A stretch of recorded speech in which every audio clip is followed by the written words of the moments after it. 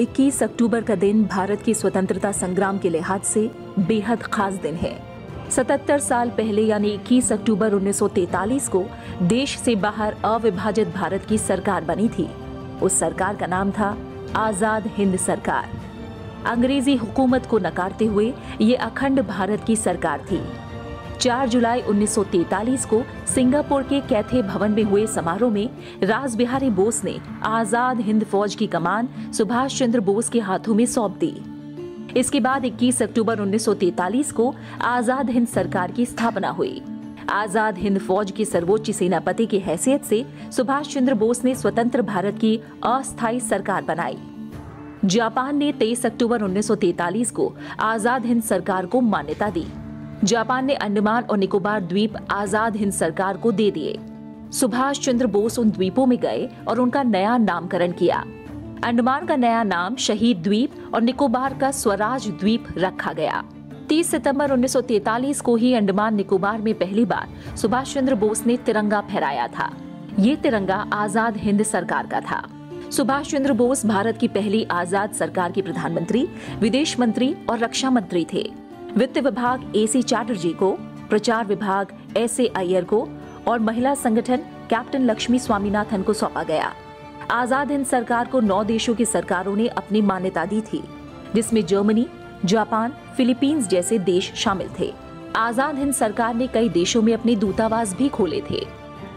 नेताजी के नेतृत्व में आजाद हिंद सरकार ने हर क्षेत्र से जुड़ी योजनाएं बनाई थी। इसका अपना बैंक था, अपनी मुद्रा थी, अपना डाक टिकट और अपना गुप्तचर तंत्र था। नेताजी ने देश के बाहर रहकर सीमित संसाधनों के साथ शक्तिशाली साम्राज्य के खिलाफ व्यापक तंत्र विकसित किया।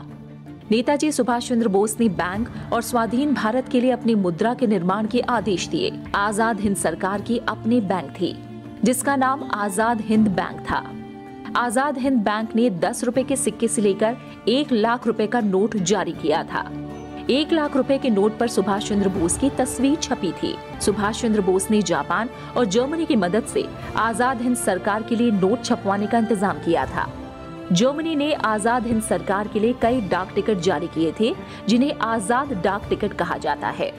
ये टिकट आज भारतीय डाक के स्वतंत्रता संग्राम डाक टिकटों में शामिल है। आजाद हिंद सरकार सशक्त क्रांति का अभूतपूर्व उदाहरण था। नेताजी सुभाष चंद्र बोस ने अंग्रेजी हुकूमत यानी एक ऐसी सरकार के खिलाफ लोगों को एकजुट किया जिसका सूरज कभी अस्त नहीं होता था, दुनिया के एक बड़े हिस्से में जिसका शासन था। आजाद हिंद सरकार ने राष्ट्रीय ध्वज के रूप में तिरंगे को चुना। रविन्द्रनाथ टैगोर रचित जन गण मन को राष्ट्रगान बनाया था। एक दूसरे से अभिवादन के लिए जय हिंद का प्रयोग करने की परंपरा शुरू की गई थी। 21 मार्च 1944 को दिल्ली चलो के नारे के साथ आजाद हिंद सरकार का हिंदुस्तान की धरती पर आगमन हुआ।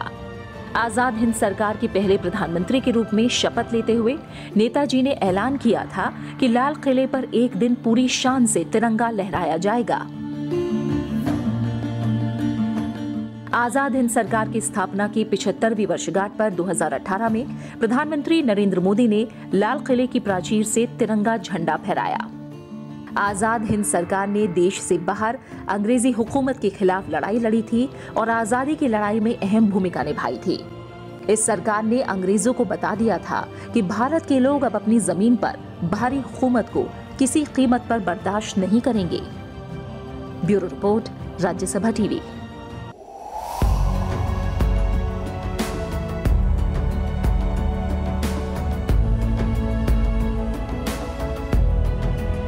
सुभाष चंद्र बोस अंग्रेजी हुकूमत के खिलाफ वो आवाज थे जिसने राष्ट्रीय आंदोलन को एक नई धार दी।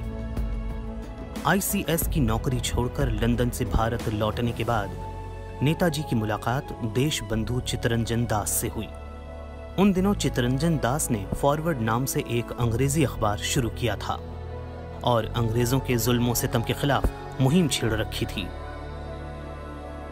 सुभाष चंद्र बोस से मिलने के बाद चित्तरंजन दास ने उन्हें फॉरवर्ड अखबार का संपादक बना दिया। नेताजी उस अखबार में ब्रिटिश साम्राज्य के खिलाफ जोर शोर से लिखकर अंग्रेज हुकूमत के खिलाफ माहौल तैयार कर रहे थे। कलम से शुरू की गई इस मुहिम की वजह से नेताजी को वर्ष 1921 में 6 महीने की जेल भी हुई। चितरंजन दास के साथ स्वराज्य पार्टी के लिए काम करते हुए और उसके बाद भी नेताजी सुभाष चंद्र बोस का जेल आने जाने का सिलसिला जारी रहा। नेताजी ने वर्ष 1928 में कलकत्ता की सड़कों पर सेना की वर्दी में 2000 भारतीय युवकों के साथ परेड कर ब्रिटिश खेमे को हिलाकर रख दिया था। 1938 में हुए हरिपुरा अधिवेशन में नेताजी कांग्रेस के प्रमुख बनाए गए। नेताजी ने कांग्रेस को आजादी की तारीख तय करने के लिए कहा।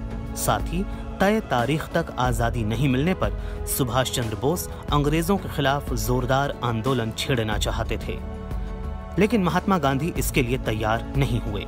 आखिरकार उन्होंने कांग्रेस से अलग होकर 1939 में फॉरवर्ड ब्लॉक की स्थापना की और अंग्रेजी साम्राज्य के खिलाफ नए सिरे से मोर्चा खोल दिया। क्रांतिकारी रास बिहारी बोस से प्रभावित होकर नेताजी सुभाष चंद्र बोस ने आजादी की लड़ाई के लिए विदेशी मदद जुटाने की ठान ली थी। कलकत्ता में पुलिस की नजरबंदी को चकमा देकर सुभाष बाबू काबुल के रास्ते जर्मनी पहुंचे। जर्मनी में उनकी मुलाकात हिटलर से हुई, जिसने ब्रिटिश हुकूमत को कमजोर करने के लिए नेताजी को हर संभव मदद मुहैया कराने का वादा किया। नेताजी का विश्वास था कि भारत की आजादी तभी संभव है जब ब्रिटेन पर विश्व युद्ध के वक्त ही निशाना साधा जाए। इसी कड़ी में उन्होंने इटली और जर्मनी में कैद भारतीय युद्धबंदियों को आजाद करवाकर एक मुक्ति सेना भी बनाई।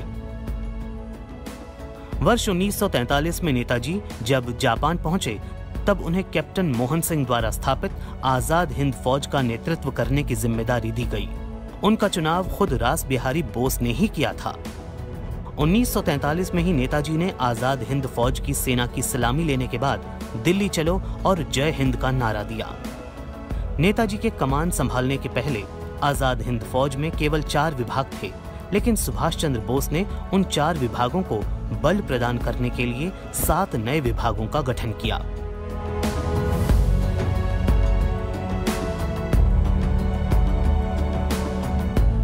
आजाद हिंद फौज यानी इंडियन नेशनल आर्मी का मुख्य आधार एकता, त्याग और निष्ठा रखा गया और इसी भावना से संगठन में नए आदर्शों की भावना का विकास किया गया। इसके साथ ही महिलाओं के लिए झांसी की रानी रेजिमेंट का गठन किया गया, जिसकी कमान कैप्टन लक्ष्मी स्वामीनाथन को सौंपी गई। आजाद हिंद फौज ने वर्ष 1944 की फरवरी में ब्रिटिश सेना पर हमला कर दिया। पलेल और तिहिम समेत कई भारतीय प्रदेशों को अंग्रेजों से मुक्त करा दिया था। सितंबर 1944 में शहीदी दिवस के भाषण में ही नेताजी ने आजाद हिंद सैनिकों को कहा था, तुम मुझे खून दो, मैं तुम्हें आजादी दूंगा। ये सुभाष बाबू का ही असर था जिसने अंग्रेजी फौज में मौजूद भारतीय सैनिकों को आजादी के लिए विद्रोह करने पर मजबूर कर दिया था। Bureau report, Rajya Sabha TV. लाल किले से आई आवाज, सहगल ढिल्लन शाहनवाज। ये वही नारा था जिसने 1945 में देश की आजादी के लिए लड़ रहे क्रांतिकारियों को एक सूत्र में बांधा। ये नारा उठा था रेड फोर्ट ट्रायल के दौरान। दरअसल red fort trial Azad Hind फौज के 3 सैन्य अधिकारियों के खिलाफ चलाए गए मुकदमे से जुड़ा है, जिसकी सुनवाई नवंबर 1945 से जनवरी 1946 तक दिल्ली के लाल किले में हुई और जिस वक्त इंडियन नेशनल आर्मी के कर्नल प्रेम सहगल, कर्नल गुरबख्श सिंह ढिल्लन और मेजर जनरल शाहनवाज खान पर एक साथ मुकदमा चल रहा होता था, तब बाहर सड़कों पर मौजूद देश के नौजवान यही नारा लगाते थे। ये मुकदमा कई मोर्चों पर देशवासियों की एकता को मजबूत करने वाला साबित हुआ। हिंद फौज के 10 मुकदमों में रेड फोर्ट ट्रायल पहला मुकदमा था, जिसमें आजाद हिंद फौज के सैन्य अधिकारियों के खिलाफ अंग्रेजी हुकूमत ने बगावत करने और हत्या करने का मुकदमा चलाया था। ये मुकदमा देश में कौमी एकता की मिसाल भी बना, क्योंकि जिन अधिकारियों के खिलाफ ये मुकदमा चलाया गया वो तीनों ही अलग अलग कौम से थे, लेकिन तीनों ने कांग्रेस की बनाई डिफेंस टीम को ही अपनी पैरवी के लिए चुना था। जबकि जनरल शाहनवाज को मुस्लिम लीग और कर्नल ढिल्लन को अकाली दल ने अपनी ओर से केस लड़ने की पेशकश की थी। आजाद हिंद फौज के सैन्य अधिकारियों का मुकदमा लड़ने के लिए तब डिफेंस टीम में सर तेज बहादुर सप्रू के नेतृत्व में देश के उस वक्त के कई नामी गिरामी वकील आगे आए थे। इस दौरान हर तरफ देशभक्ति का माहौल पैदा हो गया था। लोग देश की आज़ादी की खातिर मर मिटने को तैयार थे। अंग्रेज हुकूमत के खिलाफ धरने प्रदर्शन भी हुए। अलग अलग जगहों पर हुई एकता सभाओं में colonel Prem Kumar Sahgal, colonel Gurbaksh Singh Dhillon, major general Shahnawaz की लंबी उम्र की दुआएं की गईं। लोगों की दुआएं काम कर गई और मुकदमे का फैसला आजाद हिंद फौज के सिपाहियों के हक में आया। ब्रिटिश साम्राज्य के अधिकारी हवा का रुख भांप गए। उन्हें समझ आ गया कि अगर अधिकारियों को सजा दी गई तो हिंदुस्तानी फौज में बगावत हो जाएगी। रेड फोर्ट ट्रायल और इस दौरान उठे नारे ने पूरे देश में देशभक्ति की ऐसी लहर पैदा की जो भारत की आज़ादी की लड़ाई में काफी अहम साबित हुई। इस ट्रायल ने पूरी दुनिया में अपनी आज़ादी के लिए लड़ने वालों के अधिकारों को मजबूती दी। सहगल, ढिल्लन और शाहनवाज के अलावा आज़ाद हिंद फौज के अनेक सिपाही जो अलग अलग जगहों पर गिरफ्तार हुए थे और जिन पर सैकड़ों मुकदमे चल रहे थे, उन सभी को रिहा किया गया। इस मुकदमे के बारे में कई देशों की मीडिया में जमकर लिखा गया, जिसके चलते रेड फोर्ट ट्रायल अंतर्राष्ट्रीय स्तर पर चर्चित हो गया। Bureau report, Rajya Sabha TV. The blood of freedom-loving Indians begins to flow. Will India attain her freedom? Inqilab Zindabad. Azad Hind Zindabad. जय हिंद। तुम मुझे खून दो, मैं तुम्हें आज़ादी दूंगा। आज़ादी के दीवानों में नई ऊर्जा का संचार करने वाले ये नारे, इनको देने वाले नेताजी सुभाष चंद्र बोस का जन्म 23 जनवरी 1897 को ओडिशा के कटक में हुआ। बोस के पिता का नाम जानकीनाथ बोस और मां का नाम प्रभावती था। जानकीनाथ बोस कटक शहर के मशहूर वकील थे। बोस के 14 भाई बहन थे, जिनमें 6 बहनें और 8 भाई थे।